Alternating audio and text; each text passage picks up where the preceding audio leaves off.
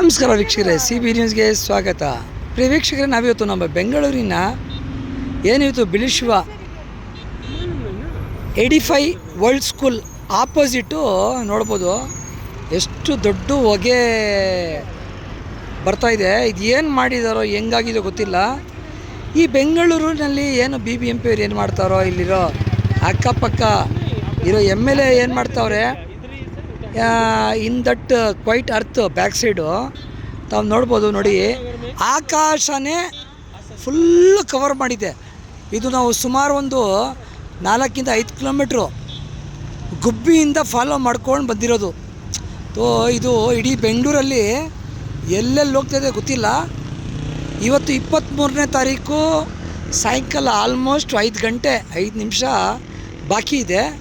ಇದು 85 school world school ಆಪೋಸಿಟಲ್ಲಿ ನಾವಿದ್ದೀವಿ.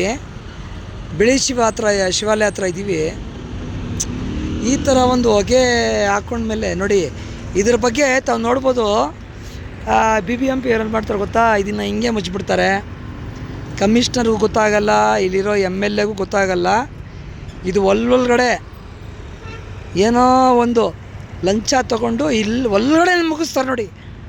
ಇದು ಎಲ್ಲಿದೆ ಅಂದರೆ exact total environment in that white earth back side opposite ಬಂದ್ಬಿಟ್ಟು 85 ವರ್ಲ್ಡ್ ಸ್ಕೂಲ್ ಆಪೋಸಿಟಲ್ಲಿದೆ. ಇವಾಗ ನಾವಿವತ್ತು ನಮ್ಮ ಏನು 23ನೇ ತಾರೀಕು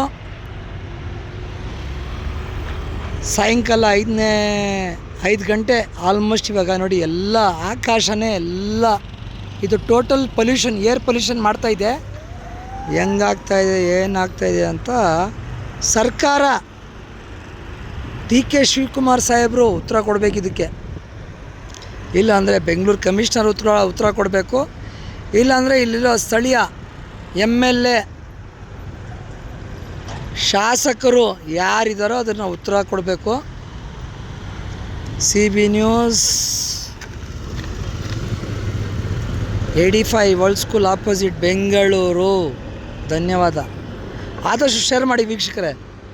ನೋಡಿ ಹೆಂಗಿದೆ ಗೊತ್ತಾ ಹೊಗೆ, ಇದು ಎಲ್ಲರಿಗೂ ನುಂಗ್ಬಿಡುತ್ತೆ ಇದು.